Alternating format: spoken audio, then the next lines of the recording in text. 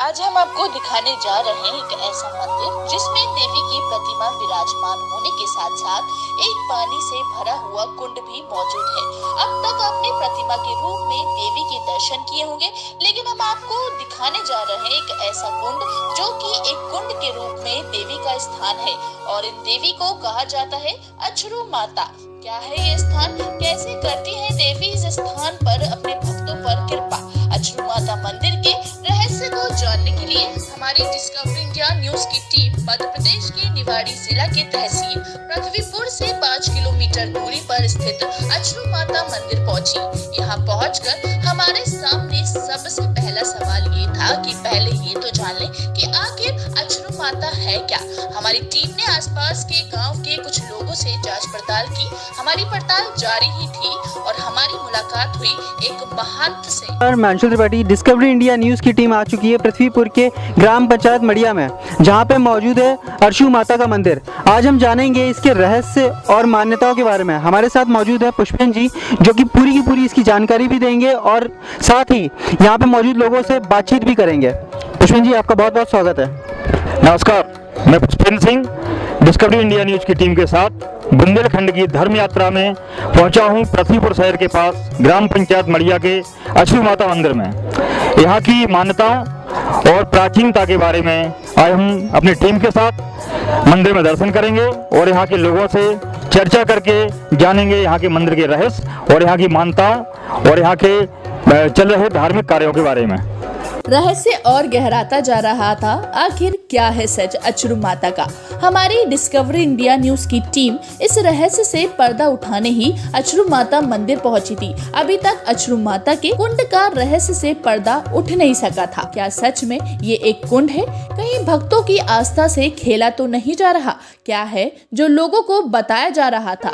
यहाँ इस कुंड के सच्चाई जानने के लिए हमने और ज्यादा पड़ताल की और ये भी पता लगाया कि क्या इसको मंदिर और इस कुंड में भरे हुए पानी का ASI मतलब आर्कियोलॉजिकल सर्वे ऑफ इंडिया की जांच हुई है या नहीं।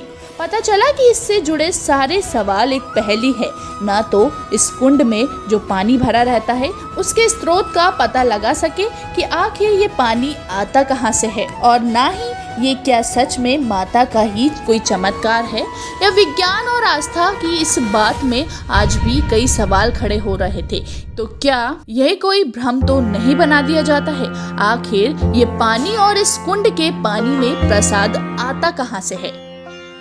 हमारे साथ यहाँ पे मौजूद है प्रकाश सिंह दांगी जी, जो कि मंदिर ट्रस्ट के सदस्य हैं, और अब हम इनसे जानेंगे कि मंदिर की में जितने रहस्य जितनी मान्यताएं हैं वो कितने हद तक सिद्ध हुई हैं। और चलिए सर, आप हमको बताएं कि कैसा क्या रहा इस मंदिर के रहस्य, क्या है कैसा? आज से हम लोगों को जो मालूम है 5000 वर्ष पूर्व ये मंदिर है, लेकिन स्कंद पुराण वगैरह में जो लेख लिखा है कि जिस समय पार्वती जी सती हुई और सती होने के बाद शिव जी उनको लेके आ रहे हो तो जगह कहीं पैर गिरा, कहीं कुछ गिरा, कहीं आँख गिरी, कहीं कुछ, तो इस यहाँ पर अश्रु गिरा था उनका। तो अश्रु देवी नाम से जब वो अश्रु गिरा तो इस कुंड में गिरा। तो ये कुंड तभी बहुत पुराना कुंड है जब पृथ्वी हुई, लेकिन 5000 वर्ष पहले हमारे अछरू यादव जी उनकी भैंसें हेरा गई थी।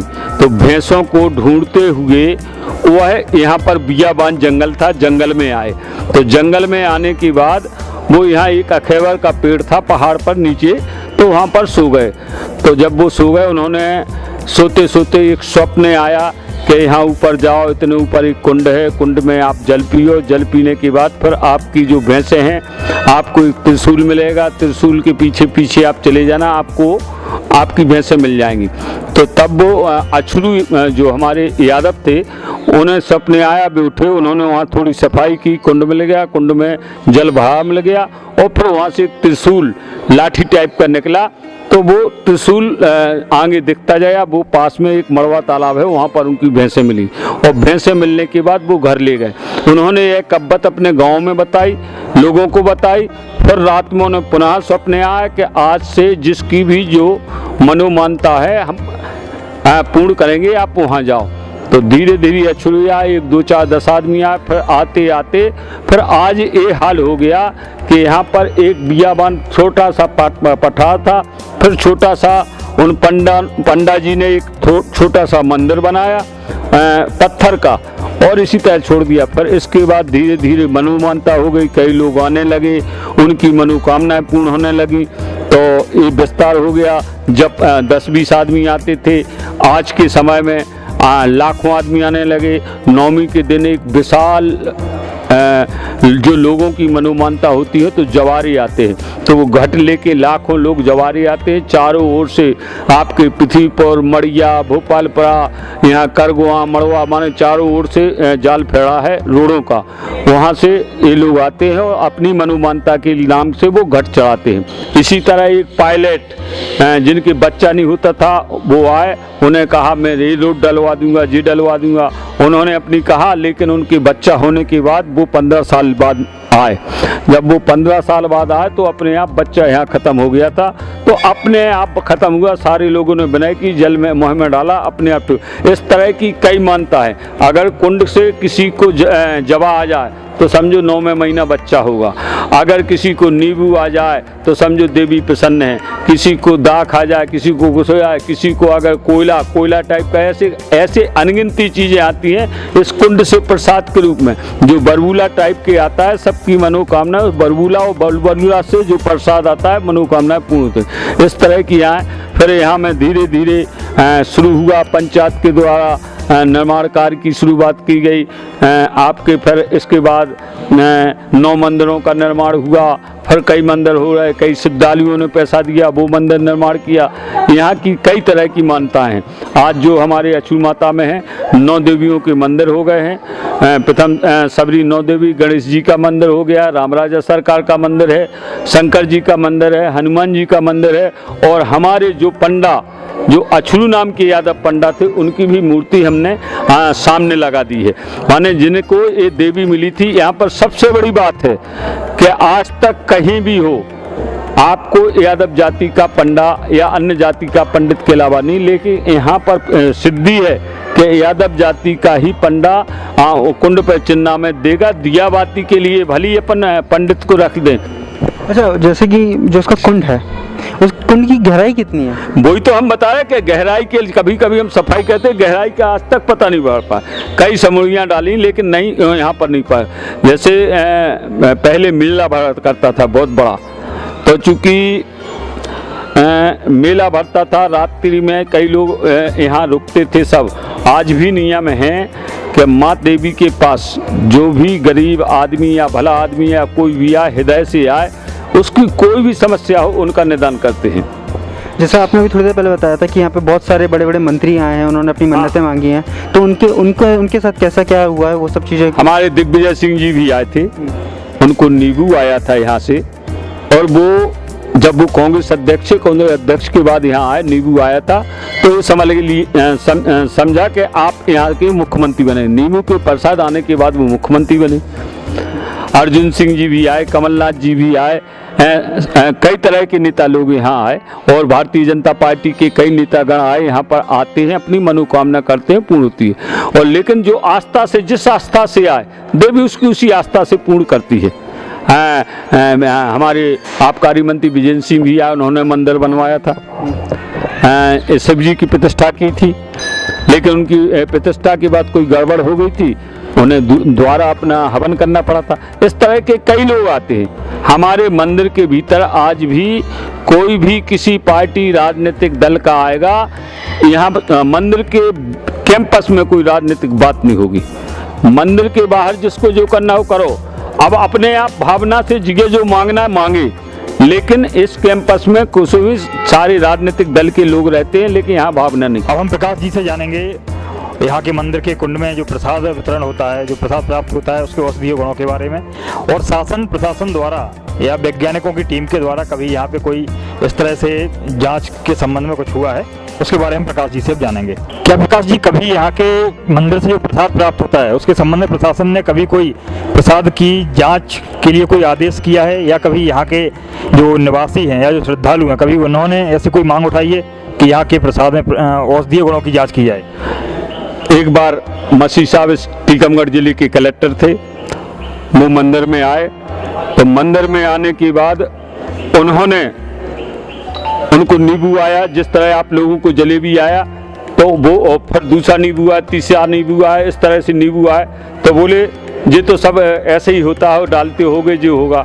तो उन्होंने कहा कि हे माँ, हम इस ज़िले में आए, हमें कुछ नहीं चाहिए, हमें इस साल असल अच्छी फसल हो। जब शुरू में आपका लार्मा चला था तो उस साल जैसी फसल कभी नहीं हुई थी। फिर उन्होंने साष्टांग होके और अपने आप दे, इसीलिए यहाँ पुरातत्व विभाग ने किसी ने कोई जांच नहीं की और ना किसी को कोई यहाँ देखने आया। आए होंगे तो पता नहीं, लेकिन जांच किसी ने नहीं की, क्योंकि मान्यता के हिसाब से नहीं मांगी।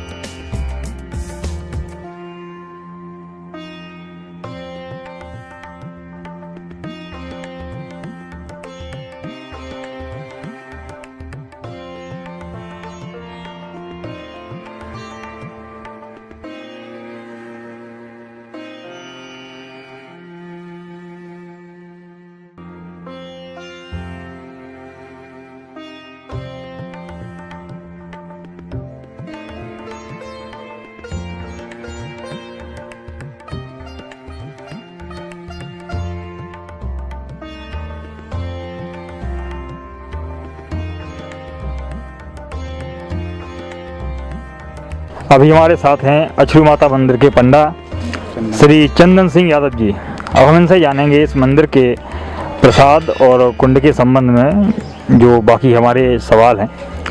पंडा जी, आप यहीं के रहने वाले हैं? जी सर, यहीं गांव है अपना केरीपुरा, भोपालपुरा, यहीं के रहने वाले हैं, 1 किलोमीटर आगे।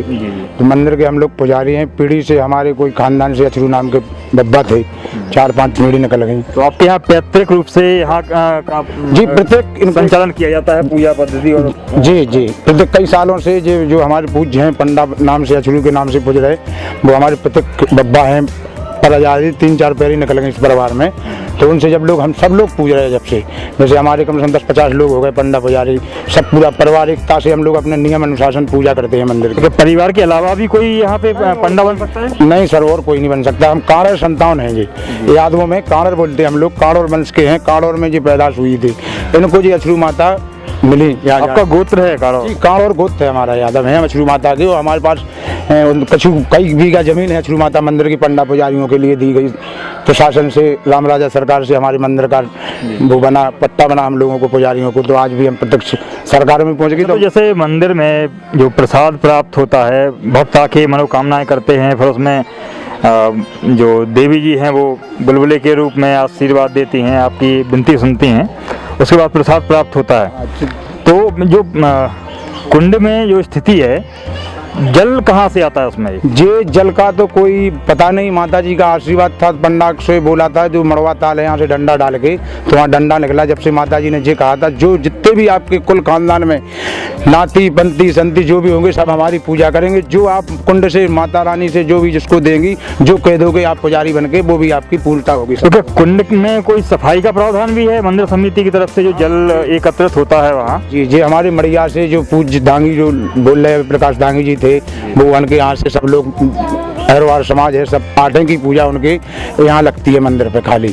और बाकी सब दांगी समाज की, और बाकी जो हमारी पीढ़ी से है, हम लोग पुजारी हैं। मंदिर की देखरेख हम लोग कर रहे हैं। आज भी हम लोग सब लोग समिति में अपना काम कर रहे हैं। पंडा कोई हम लोगों में दुराभाव नहीं है कि तुम क्यों पुजारी हो, हम क्यों नहीं है। सब लोग कोई भी मंदिर में आ जाए, सबकी सुनती हैं देवी जी, चाहे उनका बच्चा हो, चाहे बूढ़ा हो, चाहे बड़ा हो, सबको ही वो मानता एक साथ रखता है। तो चंदन सिंह जी, अब आप हमें बताएं कि यहाँ कुंड की सफाई की प्रक्रिया क्या है, किस तरीके से आप सफाई करते हैं? ये कुंड की सफाई में कम से कम लाख रुपए का खर्च होता है। पूजा लगती है इसकी बहुत बड़ी माता की। पहले अनुष्ठान होता है इसके? जी, इसका दिन 8 का नवरात्रि में रखा जाता है।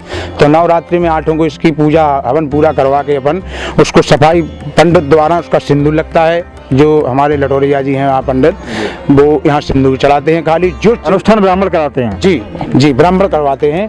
और जो कुंडी है उसका प्रसाद जो भी मांगे पंडा जो कहेंगे, वो देवी जी सब श्रद्धालुओं को पूरा सब कुछ देती हैं। अच्छा, जैसा अभी आप बता रहे थे कुछ जल से सफाई करते हैं कुंड से, जैसे हम जल क्या होती है? जल से ये होती है कि हम लोग जैसे मंदिर से मंत्र द्वारा पंडित से जो भी भगवान जाने, जो भी जानता, हम लोग तो यादव में देवी जी का वरदान उन्हीं के नाम से काम करते हैं। जो भी करता हो हवन पूजन करने के बाद हम लोग जल डालते हैं। जल से कुंड के अंदर जल जी डालते हैं। ऊपर से तो सुबह उसकी आरती करके सफाई करके वहाँ जो गंदगी होती है सब हटा के और फिर देवी से विनती डालते हैं, जिसकी भी जो भावना होगी सबको माता देती हैं। जिसका कुछ नहीं होना है कार्य कुछ नहीं देगी देवी। जल डालने के बाद क्या होता है, कुंड में स्थिति क्या बनती है वहाँ? नहीं कुछ नहीं बनती है, जल तो अपन डालते हैं तो उफान आता है अपने आप, तो नीचे से जल साफ पूरा हो जाता है ऊपर और बढ़िया साफ जल आ जाता है पूरे कुंडी में हमारी। अच्छा, जैसे अभी हमने जो देखा कुंड के जल में प्रसाद और उसकी वजह से थोड़ा जी, जो आप- दूधिया रंग हो गया है पानी का, जी, जी। प्रसाद का रंग दूधिया है, तो सफाई करने के बाद भी दूधिया रहता है कि नहीं बढ़िया बढ़िया जल हो जाता है। जब प्रसाद देने से माता रानी का प्रसाद आया, पंडा ने जैसे निकाला प्रसाद तो आधा उसी में टूट गया तो छिड़ होके उसका पानी में थोड़ा वो हो जाता है। इसमें हम जो पानी डाल देते हैं तो वो सब साफ हो जाता है, फिर नया प्रसाद नीचे से। अच्छा, और फिर जब मतलब दोबारा प्रसाद उसमें देते हैं, प्रसाद के लिए विनती करते हैं, उसके बाद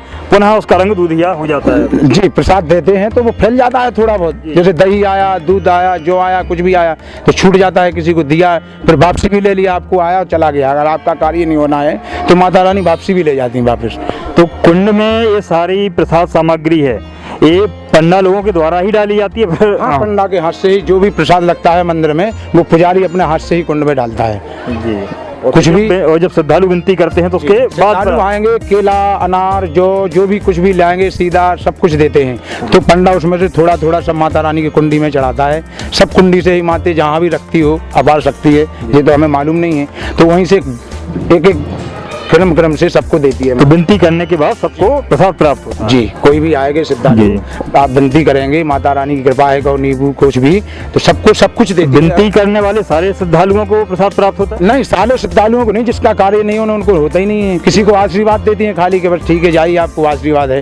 तो ये थे चंदन सिंह जी, जिन्होंने हमें मंदिर की प्रसाद वितरण और बाकी सभी चीज़ों के बारे में बताया। तो चंदन सिंह जी धन्यवाद हमसे बात करने के लिए। डिस्कवरी इंडिया न्यूज़ की तरफ से आपको धन्यवाद करते हैं। और अभी हमने जाना चंदन सिंह जी से, जो प्रत्यक्ष रूप से इस मंदिर के पंडा हैं, पुजारी हैं।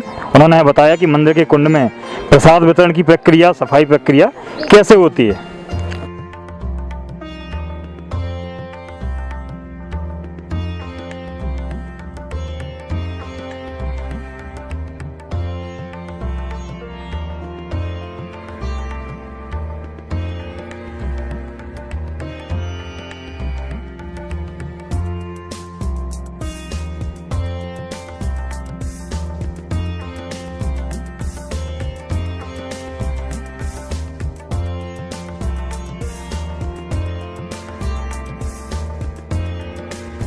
स्टार्ट। तो देखा आपने आस्था का विश्वास और अंधविश्वास। इसी के साथ हम आगे बढ़ते हैं अपने सहयोगी की तरफ, पुष्पेंद्र जी के पास। से पहले हमारे मन में और इस मंदिर के बारे में प्रश्न भी बहुत थे, शंकाएं भी बहुत थीं, सवाल भी बहुत थे। कुछ के जवाब मिले हैं, कुछ के नहीं मिले, लेकिन इतना ज़रूर है कि मंदिर में कुछ ना कुछ रहस्य है, कुछ ना कुछ अलौकिक है। लोगों की श्रद्धा है, मनोकामना लोगों की पूरी होती है। कहानियाँ हमने सुनी कई श्रद्धालुओं से, दूर दूर तक यहाँ लोग आते हैं। और फिर कभी अगर हमें मौका मिलेगा तो हम फिर से आएंगे और रहस्यों की पड़ताल करेंगे और लोगों से मिलेंगे, आप तक सच्चाई पहुँचाएँगे, सारी जानकारी पहुँचाएँगे, कहानी की जड़ तक जाएंगे। डिस्कवरी इंडिया न्यूज़ की टीम अब चलेगी अपने अगले पड़ाव पर, किसी और धर्म नगरी में, किसी और मंदिर की ओर, किसी और रहस्य की खोज में। आइए चलते हैं।